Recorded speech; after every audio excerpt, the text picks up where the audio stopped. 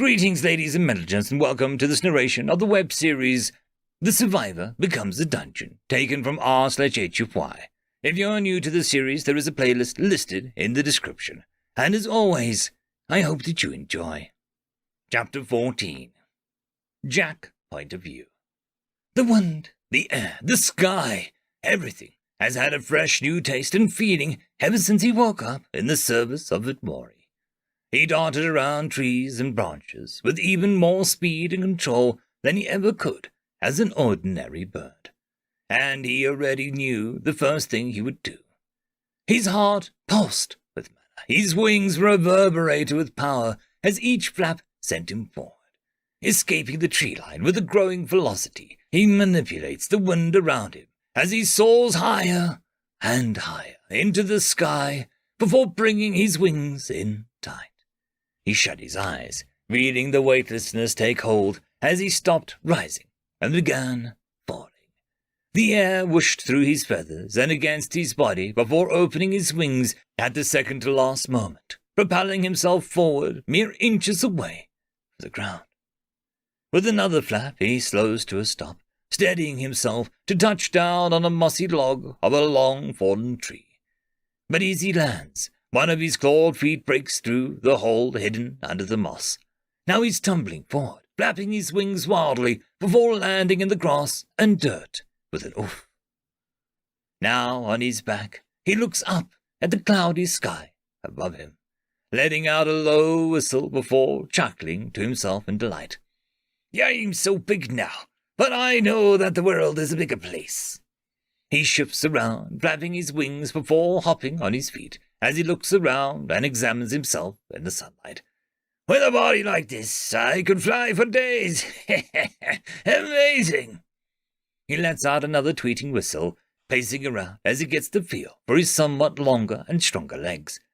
The forest is under my protection from Vitmori, and it's under the protection of me, Jack the Sparrow. He whistles with approval, enjoying the sound of his voice. He looked around, hopping and swaying a little from side to side. Even though I'm a big bird now, I won't be able to protect everything myself.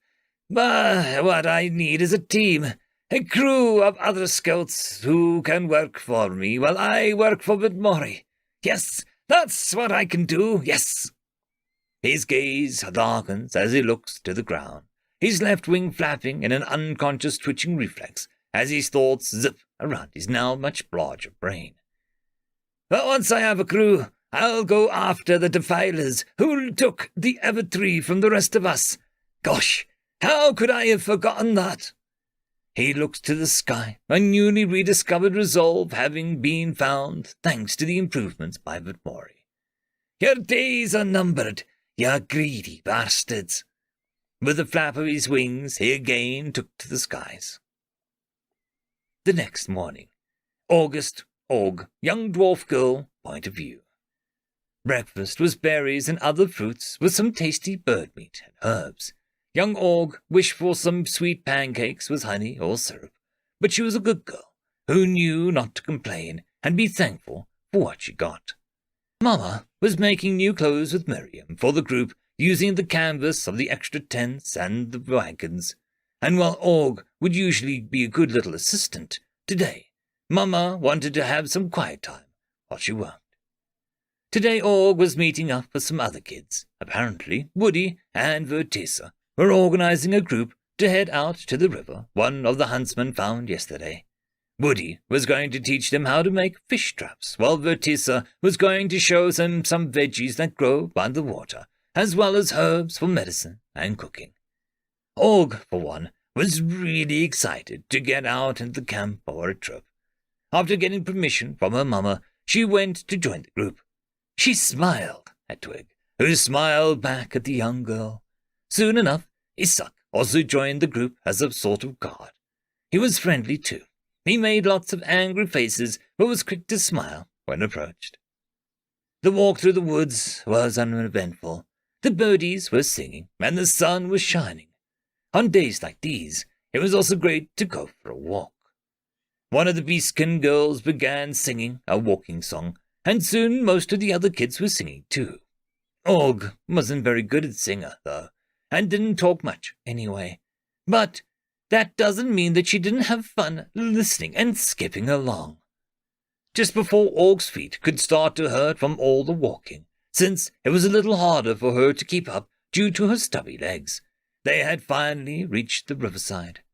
It was so big, too, far bigger than she could ever jump. The kids started to scatter a bit, but soon they were divided into two groups. The kids who wanted to learn to make fishing traps with Woody, and the kids who wanted to know about herbs with Vertisa. Og went over with Woody, being good with her hands as they folded and tied sticks together with grasses to make a simple trap. It was pretty fun for Og. It almost reminded her of making baskets or even knitting in a way. Twig had even complimented her on her trap, which got her all bashful, since she didn't feel that it was nearly as good as Woody's. Now they go over to the water and begin to install some of the traps, though Woody gets distracted when he finds something called water cucumbers. He was really excited about a bunch of cattails he saw too, saying something about making bread with it, which Og was excited about. After her trap was installed and Woody was installing the traps the other kids had made, Og couldn't help but go to the water. Smiling cheerfully, splashing around by herself, she didn't even realize the mud was crumbling away under her feet. And suddenly, she slipped further into the water with a nearly quiet yelp. "Help me!" is all she can think as she washed away by the deceptively strong current. I would quickly like to thank the T5 channel members and Patreons. Casper Arnholtz, Cam Maxwell, Barky, Lord Azrekahl, It's Difficult to Pronounce, Dragzoon W.R.E, Holly's Sister, Arcadian. Thank you very much.